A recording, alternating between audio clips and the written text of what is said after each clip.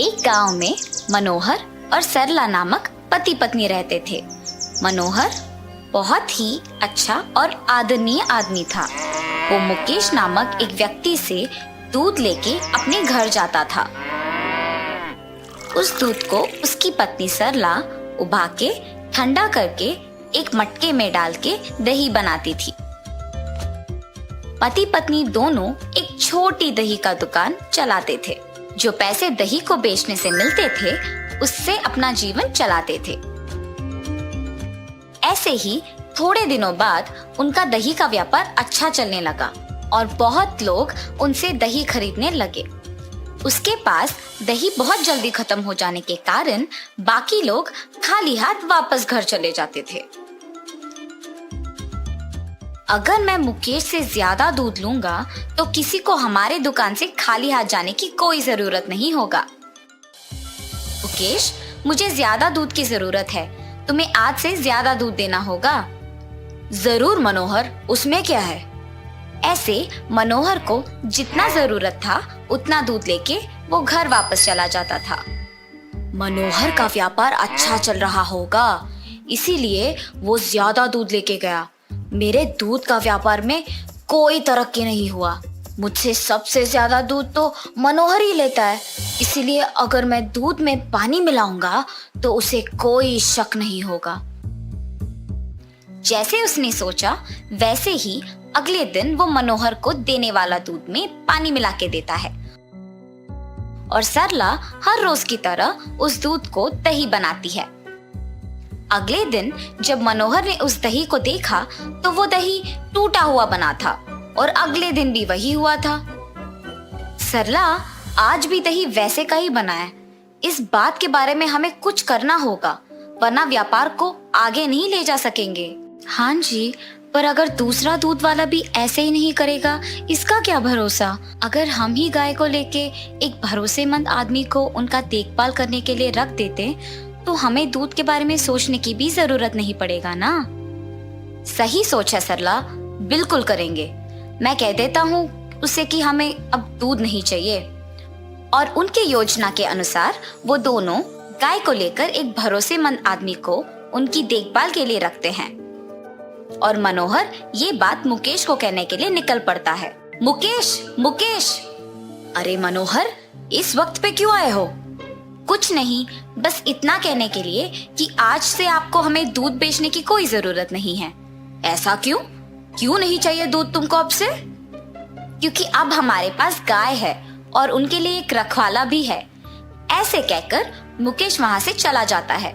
अच्छे गुणवत्ता वाली दूध से दही बनाने के कारण बहुत लोग मनोहर के दुकान से खरीदते थे और इसकी वजह से उनका व्यापार भी अच्छा चलता है और वो दोनों सुख संपत्ति से जीते हैं। हर रोज की तरह जब मुकेश दूध देने बाहर निकलता है तो वो मनोहर के दुकान में दही के लिए लगी भीड़ देखता है। इस गांव में मनोहर का व्यापार बहुत अच्छा चल रहा है, इसीलिए मेरे पास दूध बंद करके उसको अब खुद गाय को खरीदने का साक्षाम है।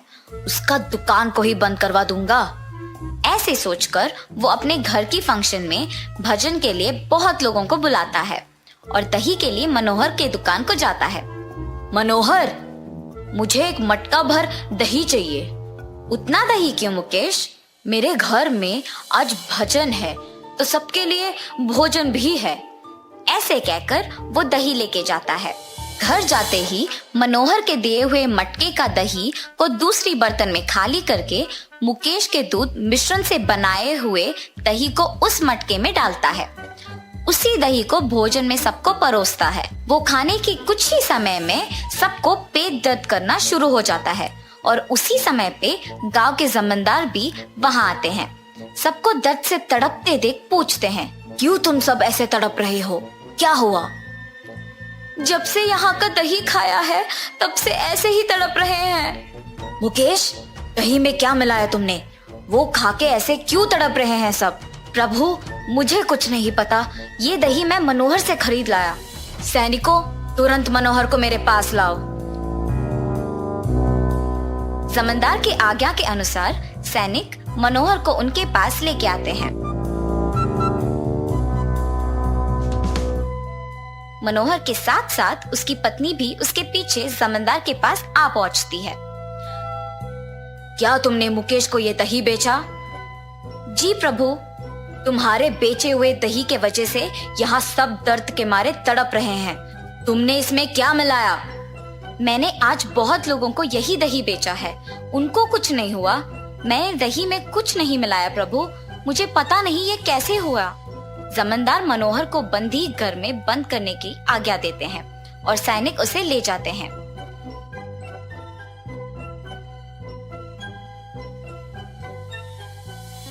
ये कैसे हो सकता है? हमने तो कुछ नहीं किया। क्या इसमें मुकेश का हाथ है? ऐसे सोच ही रही थी कि उसके सामने से मुकेश अपने घर जा रहा होता है। अगर मैं मुकेश के पीछे चलूं तो शायद कुछ पता चलेगा और इस समस्या का हल मिलेगा। और वो मुकेश का पीछा करती है। मुकेश घर जाके अपनी पत्नी को मनोहर के साथ किया हुआ बताता है। सरला सच सुनकर वहां से जा रही होती है कि बगल में छुपा दही का मटका उसे दिखता है। अरे, ये तो हमारे दुकान का दही है। इसने पूरा दही दूसरे मटके में डाल दिया। मुझे अभी ये बात जमींदार को बताना होगा। और ऐसे ही वो दही का मटका अपने साथ लेकर जमींदार को दिखाकर सब सच समझाती है। जमींदार अपने सैनिकों को मनोहर को मुक्त करके मुकेश को बंदी करने की आज्ञा देते हैं और सैनिक जमींदार का कहा मानकर मुकेश को बंदी कर देते हैं।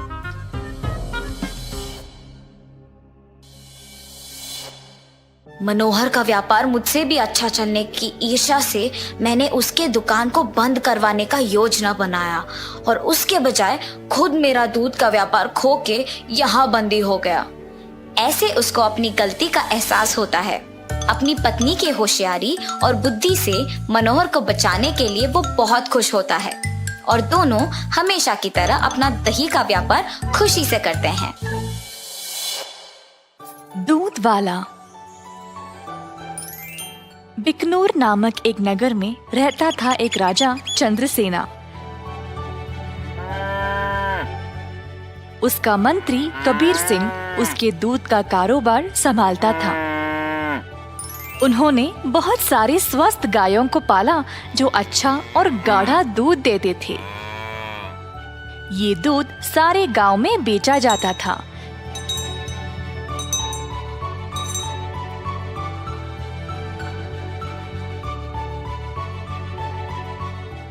कबीर सिंह खुद सब कुछ संभालता था। कबीर सिंह की पीढ़ी भी महाराजा के लिए काम करते आ रहे थे और इस वजह से चंद्रसेना उसका बहुत आदर करते थे। कबीर सिंह ने भी राजा को कभी भी निराश नहीं किया। सारे गांव में उसका अच्छा नाम था। हर रोज कबीर सिंह खेत पर जाता था। उसने बहुत लोगों को काम पे रखा गायों की देखभाल के लिए, ताकि वे अच्छे से खाए और सेहतमंद रहे। गायों को घास चराने के लिए वह दिन में कम से कम 2 बार भेजता था।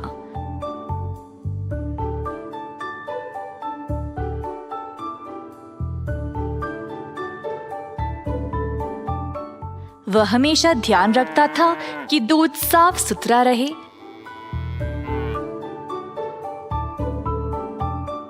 दूध निकालने के बाद वह 10 दूध वालों को देता था ताकि वह गांव में जाकर बेच दे।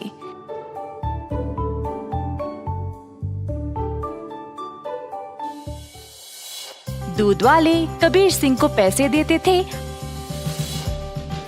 और कबीर जाकर चंद्रसेना को। चंद्रसेना ने देखा कि कैसे कबीर ईमानदारी से काम करता था और उस पे पूरा भरोसा रखा। महाराज कबीर के साथ अच्छा बर्ताव करते थे और कबीर राजा के बारे में भी अपने बहनों को बताया करता था। एक दिन जब कबीर घर वापस आया तो उसने अपने बहनों को बहुत गुस्से में और परेशानी में देखा। क्या बात है, तुम सब इतने गुस्से में क्यों हो? हम तीनों की उम्र हो गई है शादी के लिए, पर क्या फायदा, शादी के लिए पैसे ही नहीं है। कपड़े और गहनों को छोड़ो, हमारे पास खाने पीने के लिए पैसे काफी नहीं है। मैं तुम लोगों के लिए ही इतना मेहनत करता हूँ, अगर इससे भी खुश नहीं हो तो मेरी सारी मेहनत ही बेकार हो रही है। आप तो महाराजा के मंत्री हो ना, पर आप अपनी आमदनी किसी भी जरूरतमंद को दे देते हो। और आप दूध का कारोबार भी संभाल रहे हो ना अकेले, उसमें भी कोई मुनाफा नहीं मिल रहा है आपको। ऐसा क्यों? शायद हमारी कोई फिक्र नहीं है इसीलिए। तीनों बहनें रोने लगी और कबीर को बहुत बुरा लगा। अब तुम सब मत रो, मुझे बर्दाश्त नहीं होता। अब बोलो मैं क्या करूं? मैं वही करूंगा। वैसे आपको ज्यादा कुछ करने की जरूरत नहीं, आप दूध का सारा कारोबार संभालते हो ना। अगर आप उसमें थोड़ा पानी मिलाकर बेचोगे तो आप ज्यादा बेच पाओगे। हाँ, और अधिक दूध से आप ज्यादा मुनाफा भी कमा सकते हो। पर ये तो धोखा हुआ, मैं राजा के साथ ऐसा नहीं कर सकता।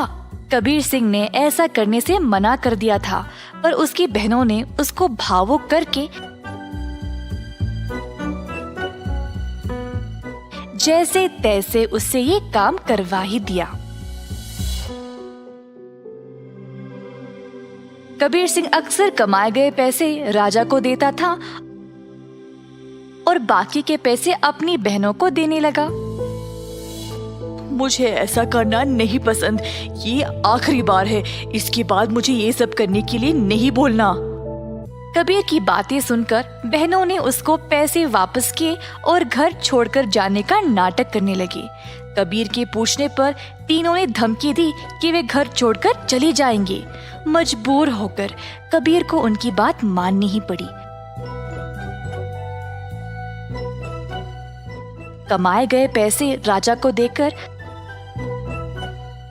अधिक पैसे अपनी बहनों को देने लगा। ये सिलसिला कई दिनों तक चलता रहा।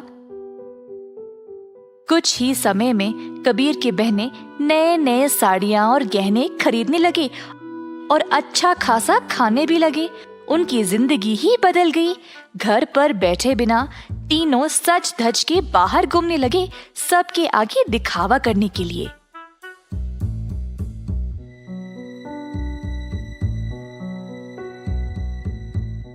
गांव के सारे लोग हैरान रह गए और आपस में बातें करने लगी। ये तीन बहनें कबीर की कमाई को ऐसे इस्तेमाल कर रहे हैं, मैंने कभी नहीं देखा किसी को ऐसा करते हुए। पर कबीर सिंह के पास इतने पैसे आए कहाँ से? सब लोग कबीर के बारे में बातें करने लगे और बाकी के मंत्री कबीर की कमाई पर ईर्ष्या करने लगे, तो इस बात पर जांच करना शुरू कर दिए। जल्द उनको सच पता चल गया कि वह दूध में पानी मिलाकर बेच रहा था। 70% राजा को देकर बाकी के 30% अपनी जेब में डाल रहा था। खेत के कारीगरों से मंत्रियों ने ये बात का पता लगाया। सारे मंत्री गए राजा के पास और उनको पूरा सच बता दिया। अब क्योंकि राजा को कबीर से बहुत लगाव था, उनको इस बात पर यकीन ही नहीं हुआ, पर उनके पास और कोई रास्ता नहीं था सिवाय कबीर को दंड देने का। तीनों बहनें आए कैद खाने अपने भाई को देखने के लिए और उनको बहुत बुरा लगा कि उनकी ही वजह से उनका भाई आज जेल में बंद पड़ा है। बहनों को अपनी गलती का एहसास हुआ और तीनों गए महाराजा के पास और उनको सब सच बताया कि असल में ये सब उन तीनों की ही गलती है और कबीर दोषी नहीं है। उन्होंने राजा से भीख मांगी कबीर को छोड़ने के लिए।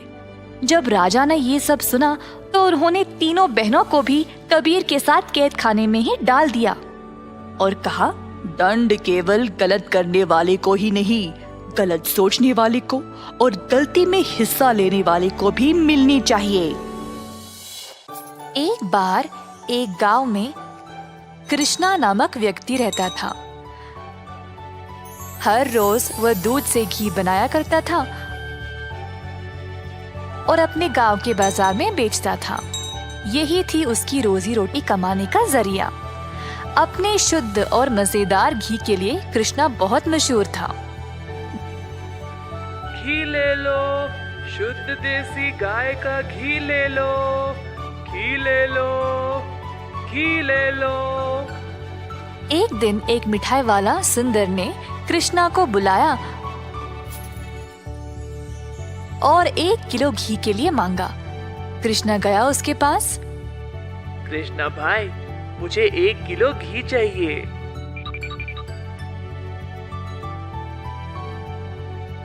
कृष्णा घी को तोलने लगा।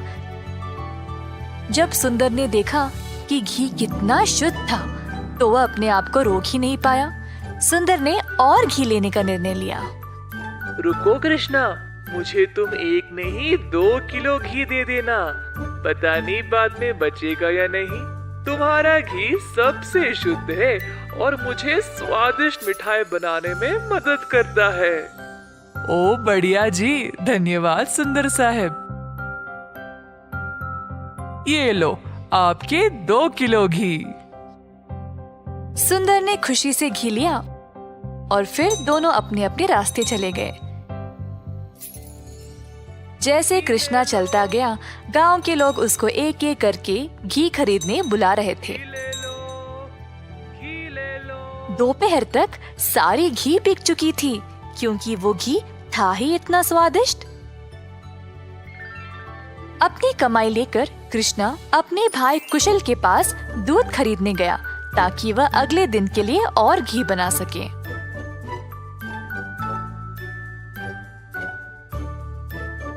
हर रोज कुशल देखता था कि उसका भाई बहुत घी बेचकर अच्छा पैसा कमा रहा था और उसका कारोबार दिन पे दिन और भी ज्यादा बढ़ने लगा। भाई, मुझे 5 लीटर दूध चाहिए घी बनाने के लिए। ओह, अभी तो मेरे पास नहीं है 5 लीटर। क्यों ना तुम शाम को आ जाओ, मैं तुम्हारे लिए बाजू में रखूंगा। कृष्णा के निकलने के बाद कुशल की पत्नी उसके लिए पानी लेके आई। देखा कमला, कृष्णा की तो किस्मत ही बदल रही है। दोपहर में ही इसने सारी घी बेच डाली और दूध के लिए वापस आया था। आप तो सारा दूध इनको ही दे देते हो ना, क्यों ना इस बार आप दूध में थोड़ा सा पानी मिला के दो, इस तरह हम भी ज्यादा पैसा कमा सकते हैं। कुशल ने अपनी पत्नी की बात मान ली और शाम को जब वह गाय से दूध निकालने गया, तो उसने दूध में पानी डालकर कृष्णा के लिए बाजू में रखा। अब कुशल रोज यही करने लगा। धीरे धीरे वह पानी की मात्रा और भी बढ़ाने लगा। अब कृष्णा इस बात से अनजान समझ नहीं पाया कि उसकी घी की शुद्धता दिन पे दिन कम क्यों होती जा रही। इस वजह से उसके बहुत सारे ग्राहक भी कम होते गए। अब कृष्णा दूध की गुणवत्ता को जांचना चाहता था, तो उसने दही जमाया। जब दही जमा तो उसने ऊपर इतना सारा पानी देखा। शायद गाय की सेहत ठीक नहीं है, इसीलिए अच्छा दूध नहीं दे रही होगी। मैं कुशल को ये बात बोलता हूँ। जब कृष्णा कुशल के घर गया, तो उसने अपने भाई और उसकी पत्नी को दूध में पानी मिलाते हुए देख लिया। अब उसको समझ आ गया कि उसकी घी की शुद्धता इतनी कम क्यों हो गई थी। ना जानते हुए कि वह क्या करे और बिना कुछ कहे कृष्णा वहां से निराश होकर चला गया। अब कृष्णा ने अपनी कमाई से 2 गाय खरीदे और खुद दूध निकालना शुरू किया। अब फिर से कृष्णा अच्छी वाली शुद्ध घी बनाने लगा। कृष्णा ने अपनी एक छोटी सी दुकान खोल ली, जहाँ पे वो शुद्ध देसी घी बेचने लगा। उसी समय सुंदर उसके पास आया और बोला, हाय कृष्णा, पिछले कुछ दिनों से घी कुछ ठीक नहीं है। मेरे मिठाइयों के लिए अच्छे ग्राहक थे, केवल आपकी शुद्ध घी की वजह से। उम्मीद है अब आप अच्छा घी बना रहे हो। मैं चाहता हूँ कि मेरे ग्राहक वापस आ जाए। आप ये 2 गाय देख रहे हो, ये मैंने ही लाए हैं अब खुद दूध निकालने। अब से मैं ही दूध निकाल रहा हूँ, तो आज से घी भी सबसे बढ़िया मिलेगी। जैसे दिन बीतते गए, अब कृष्णा से और लोग घी खरीदने लगे। कुछ ही दिनों में कृष्णा ने और गाय खरीदे। उसने कुछ नौकरों को अपनी दुकान पर काम पे भी लगाया, हाथ बटाने के लिए। अंततः कृष्णा काफी अमीर बन गया और ईमानदारी से अपना कारोबार चला रहा था। इसी दौरान कुशल, जिसने अपने ही भाई की प्रतिष्ठा को बर्बाद करने की कोशिश की, गांव में अपने मिलावटी दूध के लिए पकड़ा गया। अब कुशल दूध भी नहीं बेच पाया और जल्द नुकसान में पड़ गया। उसे समझ नहीं आया कि अब वह क्या करे। कुशल को अपनी गलती का एहसास हुआ और अपने भाई से माफी मांगने गया। उसने कृष्णा से भीख मांगी माफी के लिए और नौकरी के लिए, ताकि वह अपने कर्जों को चुका सके। दयालु कृष्णा ने तुरंत अपने भाई को क्षमा कर दिया और गायों और कामगार की देखरेख के लिए काम दे दिया। इस कहानी से हम ये सीखते हैं कि दिल से माफी मांगने वाले को माफ कर देना चाहिए और हमेशा एक अच्छी प्रतिष्ठा रखनी चाहिए।